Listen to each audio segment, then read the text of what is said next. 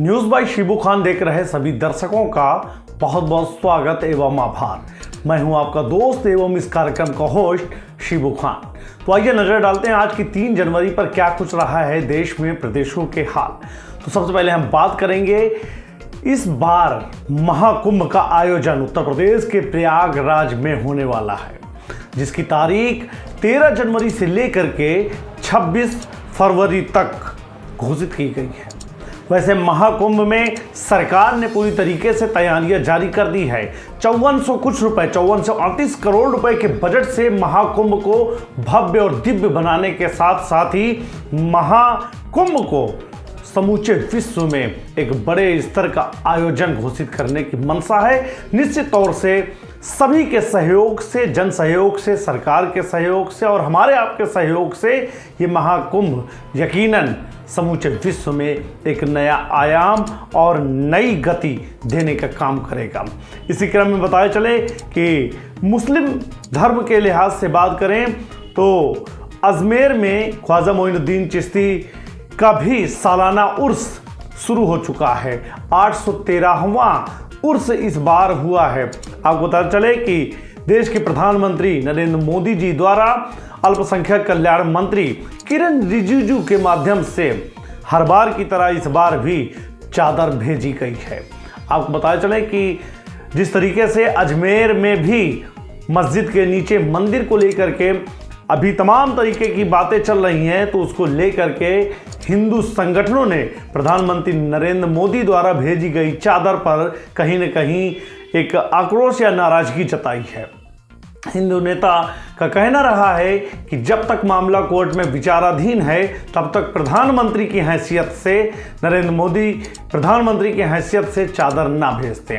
वैसे आपको बताया चले कि अजमेर दरगाह कमेटी ने चादर ले जाने वाले केंद्रीय मंत्री किरण रिजिजू का बढ़ चढ़ करके स्वागत किया है।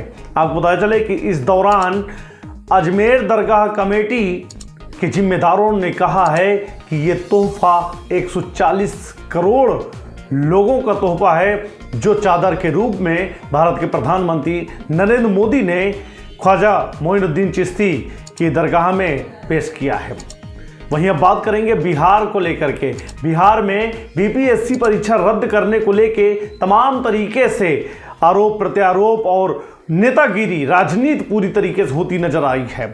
इससे पहले बताए चलें कि जन सुराज पार्टी के नेता एवं राजनीतिक विश्लेषक के रूप में अपनी छवि बनाने वाले प्रशांत किशोर ने भी यानी पीके ने भी छात्रों का समर्थन दिया। वहीं आज शुक्रवार को बिहार राज्य में पूर्णिया के सांसद पप्पू यादव को कौन नहीं जानता है। पप्पू यादव भी अब छात्रों के बीच में उतर चुके हैं। पप्पू यादव ने साफ कहा है कि छात्र एवं छात्रों के लिए उनका जीवन संघर्ष में जरूर लगेगा। आप बता चले कि बीपीएससी की परीक्षा रद्द करने को लेके तमाम दल पूरी तरीके से बिहार में एक्टिव हो चुके हैं। पप्पू यादव ने चक्का जाम करने का भी ऐलान कर दिया है। हालांकि कुछ जगहों में उनके अन्य सहयोगियों ने, जैसे पिंटू नेता का नाम सामने आया है, उन्होंने भी इस चक्का जाम को जाम के रूप में शक्ल देने का काम किया है। लेकिन बिहार के छात्र अभी भी उनके साथ डटे हुए हैं और बीपीएससी परीक्षाओं को रद्द करने की तमाम तरीके से बातें चल रही हैं। वहीं अब बात करेंगे नई दिल्ली को लेकर के। जिस तरीके से आपको मालूम है कि आगामी फरवरी माह में नई दिल्ली में विधानसभा चुनाव होने हैं, ऐसे में अब राजनीतिक प्रहार का दौर पूरी तरीके से जारी है। प्रधानमंत्री नरेंद्र मोदी द्वारा आज एक रैली को संबोधित करते हुए आम आदमी पार्टी, खास करके उनके नेता एवं पूर्व मुख्यमंत्री अरविंद केजरीवाल पर जमकर करारा प्रहार किया है।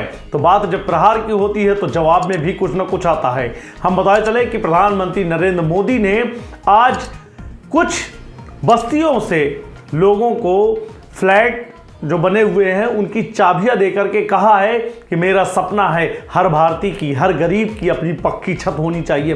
उन्होंने ये भी कहा है कि मैं चाहता तो अपने लिए आलीशान घर भी बनवा लेता, लेकिन उनका सपना है हर गरीबों का अपना घर हो, उनकी अपनी निजी छत हो। तो इसको लेकर के उन्होंने पूरी तरीके से आम आदमी पार्टी सरकार पर जमकर प्रहार किया है। जब प्रहार हुआ तो जवाब भी आया है। इस पूरे मामले के बाद पूर्व मुख्यमंत्री एवं आम आदमी पार्टी के संयोजक अरविंद केजरीवाल ने प्रेस वार्ता करके प्रधानमंत्री नरेंद्र मोदी पर भी तमाम तरीके के ताने मारे हैं। उन्होंने कहा है कि आज दिल्ली की बदहाल करने वाली आम आदमी पार्टी नहीं है, बल्कि वर्तमान की भारतीय जनता पार्टी है। उन्होंने कहा है कि दिल्ली में दो प्रकार की सरकारें चलती हैं, चूंकि आधा शासन आम आदमी पार्टी की सरकार को है, आधा शासन केंद्र की भाजपा सरकार को। एक बात और बताता चलूं कि प्रधानमंत्री नरेंद्र मोदी ने यह तक भी कहा है कि अन्ना का आंदोलन जो 2013 में हुआ था उससे कुछ झूठे नेता निकले हैं जिन्होंने दिल्ली को बर्बाद किया है। निश्चित तौर से ये सारे जुमलेबाजियां कहीं ना कहीं, ये सारा कटाक्ष कहीं ना कहीं पूर्व मुख्यमंत्री अरविंद केजरीवाल पर था। केजरीवाल ने सीधी सी बात कही है, अगर केंद्र की भाजपा सरकार अपने दुरुपयोग न करके अपने काम को सही से जनहित में अंजाम देती तो निश्चित तौर से दिल्ली का विकास होता। उन्होंने फ्लैट की चाबियां दिए जाने पर भी तंज कसा है। अरविंद केजरीवाल ने कहा है कि जिस तरीके से इन्होंने कहा है और अभी तक जो काम हुआ है, चुनिंदा लोगों को ही अब तक आवास दिए गए हैं। अरविंद केजरीवाल ने कहा जिस तरीके से वर्तमान की सरकार ने 5 सालों में काम किया है, निश्चित तौर से दिल्ली में 200 बरस लग जाएंगे जब यहाँ पे गरीबों को उनको छत मिल पाएगी। वहीं उन्होंने अपनी मोहल्ला क्लिनिक जैसी तमाम योजना का विस्तार व्याख्यान किया है। उन्होंने कहा यदि भारतीय जनता पार्टी दिल्ली राज्य में अगर 5000 विद्यालय बनाए हुए होती तो आज अरविंद केजरीवाल या यूं कहें आम आदमी पार्टी यहाँ मैदान में टिके ना होते। आपको पता चले कि 500 से कुछ ज़्यादा मोहल्ला क्लिनिक्स ही अरविंद केजरीवाल द्वारा यानी आम आदमी पार्टी द्वारा बनाए गए हैं, जिसकी चर्चा समूचे देश ही नहीं बल्कि विश्व में भी हो रही है। वही हम बात करेंगे दिल्ली की। दिल्ली में वर्तमान की मुख्यमंत्री आतिशी ने आज कुछ अपने सरकारी विद्यालयों को विजिट किया, निरीक्षण किया। निरीक्षण करने के बाद उन्होंने साफ तौर से बताया कि दिल्ली की सरकार बेहतर रूप से काम कर रही है। शिक्षा स्वास्थ्य में दिल्ली अव्वल दर्जे की स्कीम चला रही है। उन्होंने खोल कर कहा कि यकीनन दिल्ली में सरकारी स्कूल प्राइवेट स्कूल से ज़्यादा बेहतर चल रहे हैं। आइए फिर से एक बार बढ़ते हैं उत्तर प्रदेश की ओर से। उत्तर प्रदेश में मुख्यमंत्री योगी आदित्यनाथ ने वर्तमान के ठंड को और शीतलहर को देखते हुए फरमान जारी किया है। उन्होंने सभी 75 जिलों के कलेक्टरों को निर्देशित किया है कि कोई भी व्यक्ति सर्दी की वजह से ठिठुरने न पाए, और जान तो जाना तो बहुत दूर की बात है। रैन बसेराओं को लेकर के सख्त निर्देश दिए हैं। उन्होंने कहा ऐसी गलतियां अक्षम्य होंगी, कहीं पर कोई शिकायत नहीं आनी चाहिए। शीतलहर बढ़ रहा है। आपसे भी न्यूज़ बाय शिबू खान के माध्यम से मैं आपका होस्ट और दोस्त शिबू खान यही अपील करता हूं, यही निवेदन करता हूं कि आप लोग ठंड से बचें। ठंड से बचाव के हर साधन का प्रयोग करें, और जो व्यक्ति जिस लायक है, अपने आजू बाजू जो भी व्यक्ति असहाय हैं, जो व्यक्ति ठंड से बचने के लिए पूरी तरीके से तैयारी नहीं कर पा रहे हैं, उनको चाहिए कि लोगों के साथ जुड़ करके सहयोग करके शासन प्रशासन के साथ बैठ करके सहयोग करा करके लोगों को ठंड से बचाने का काम करना चाहिए। इतना ही नहीं, स्वास्थ्य संबंधी लगातार एडवाइजरी भी हमारे चाहे सरकार के माध्यम से या निजी स्तर से प्राइवेट डॉक्टर से भी लगातार सेहत को बनाने के लिए और ठंड से बचने के लिए दिशा निर्देश जारी करते हैं। यही अपील है कि ठंड को देखते हुए आप अपना और अपनों का और अपने समाज का बिल्कुल ख्याल रखें। मैं फिर से आता हूं खबर पर। खबर जिस तरीके से लगातार उत्तर प्रदेश से आ रही है, उत्तर प्रदेश को एक बार फिर से अव्वल दर्जा मिला है। वो किस लिए मिला है?